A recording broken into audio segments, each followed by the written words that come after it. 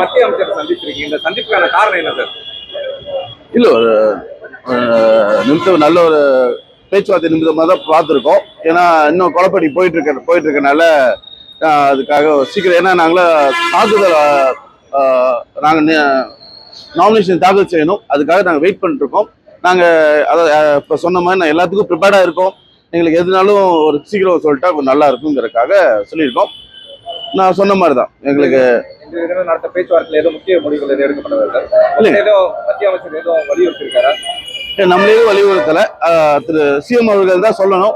அவர் இந்த மாதிரி நேரத்தில் வெளியூர் போய் ஊர் சுற்றிட்டு இருக்கிறது வந்து அவரோட இந்த மாதிரி ஒரு விளையாட்டுத்தனத்தை காட்டுது.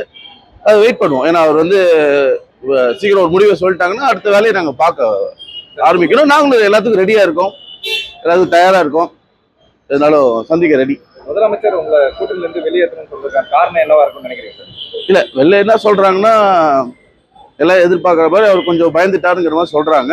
அது என்னங்கிறது எனக்கு தெரியல. அது கூட இருக்கவங்க வெளில இருந்து மீடியால இருந்தா நியூஸ் வருது, என்னன்னு பார்ப்போம். நம்ம இப்போ எதுவும் சொல்ல முடியாது. நேற்றைய தினம் வந்து நாமினேஷன் தாக்கல் பண்ண போறதா சொல்லியிருந்தாங்க, ஆனால் தாக்கல் பண்ணல. அடுத்த கட்டம் தான் எப்போ சார்? 30 தொகுதியிலும் போட்டி எடுத்தா நம்ம கட்சி இல்லை, அதான் நாங்கள் எல்லாத்தையுமே தயாராக இருக்கோம். மேல் எடுத்த முடிவை பார்த்து அதுக்கேற்ற மாதிரி நாங்கள் இது சொல்லியிருக்கோம். எவ்வளோ எங்களுக்கும் டைம் இல்லை, ஏன்னா நம்ம எப்படி இழுத்துட்டு போக முடியாது. எங்கள் கூட இருக்கவங்க எல்லாருமே வந்து அடுத்து நாங்கள் தயார் நிலையில் இருக்கோம். ஸோ எங்களுக்கும் அடுத்த வேலைகள் இருக்குது. எங்கள் கட்சியாக ஒரு தலைவராக என்னோட மக்களுக்கு நானும் பதில் சொல்லி ஆகணும். கேண்டிடேட்ஸ்க்கும் அவங்களும் ரெடியாக தயாராக இருக்காங்க. இருக்கவும் நாங்கள் எல்லாத்துக்கும் ரெடியாக ஃபேஸ் பண்ண ரெடியாக இருக்கும். ஸோ எவ்வளோ சீக்கிரம் திரு சிஎம் அவர்கள் வந்து சீக்கிரமாக ஊருக்கு வந்து இந்த மாதிரி நான் நேரத்தில் வந்து ஊர் சுத்தாமல் இங்கே கூட வந்து டக்குன்னு சில முடிவுகள் எடுக்கும் போது இங்கே இருந்து முடிவு எடுத்தால் நல்லா இருக்கும். சார், இவ்வளோ எதிர்ப்பு தெரிவிக்கிறாரு. ஒருவேளை நாளைக்கு கூட்டணி வந்தாலும் உங்களுக்கான ஒரு சுமூக உறவு இருக்குன்னு நினைக்கிறீங்களா முதலமைச்சர்? இல்லை, நான் வந்து புதுச்சேரி மக்களுக்கு சேவை செய்யறதுக்காக வந்திருக்கேன். அவரோட உறவு இருந்தாலும் இல்லைனாலும் நான் வந்து கண்டிப்பாக மக்களுக்கு என்ன நல்லா செய்ய முடியுமோ நான் செய்வேன். நீ பாத்துறீங்க எவ்வளவு எதிர்ப்பு வருது பாக்குறீங்க. அதெல்லாம் நம்மளுக்கு எந்த எதிர்ப்பும் நம்ம எதிர்ப்பா பார்க்கல. மக்களுக்கு நல்லது செய்யணும்னு சொல்லி வந்திருக்கோம். அதனால நம்ம இதெல்லாம் கண்டிப்பா அரசியல்ல ஒரு புதுசா வரும்போது அதே மாதிரி ஒரு புது கட்சிக்கு இவ்வளவு பெரிய அங்கீகாரம் கிடைச்சதை நான் பெருமைப்படுறேன். உண்மையே மிக்க நன்றி. ஏன்னா மக்களுக்கு நாங்கள் சீக்கிரம் போய் சேர்க்கணும். நல்ல வேலை எலெக்ஷன் கமிஷன் இவ்வளோ குறுகிய நேரத்துக்கு கரெக்டா டைமுக்கு கொடுத்தது ரொம்ப எங்களுக்கு யூஸ்ஃபுல்லா இருக்கு.